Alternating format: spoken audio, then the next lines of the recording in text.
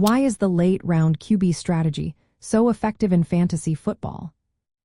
Imagine sitting at your draft table, watching players fly off the board, and realizing you can wait on your quarterback. That might sound risky, but it actually can be a smart move. The reason is simple. The quarterback position has a lot of players who can produce solid points, especially those with rushing ability or who play in pass-heavy offenses. This means you don't need to spend an early pick to get a good quarterback. Instead, you can focus on grabbing top running backs and wide receivers early, who are much harder to replace and can give you a bigger edge each week. These skill positions tend to have fewer elite options, and the difference between a mid-tier and an elite player can be huge. By drafting them early, you secure the players who can win you matchups every week. At the same time, the quarterback pool is deep. Many quarterbacks in later rounds can put up numbers close to the top-tier players. For example, quarterbacks who run the ball often or play in high-scoring offenses tend to be undervalued in drafts. This means you can find a quarterback with upside in the later rounds without sacrificing your chances of building a strong team. Plus, having a couple of quarterbacks late gives you flexibility. You can stream quarterbacks based on matchups or pick the best option each week without wasting an early pick.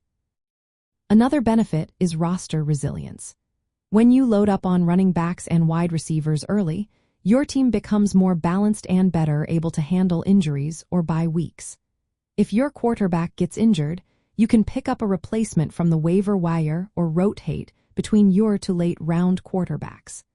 This approach also helps you avoid the opportunity cost of taking a quarterback early. If you spend a high pick on a quarterback, you might miss out on a top running back or wide receiver who could be a league winner. Risk is part of the game, but it can be managed.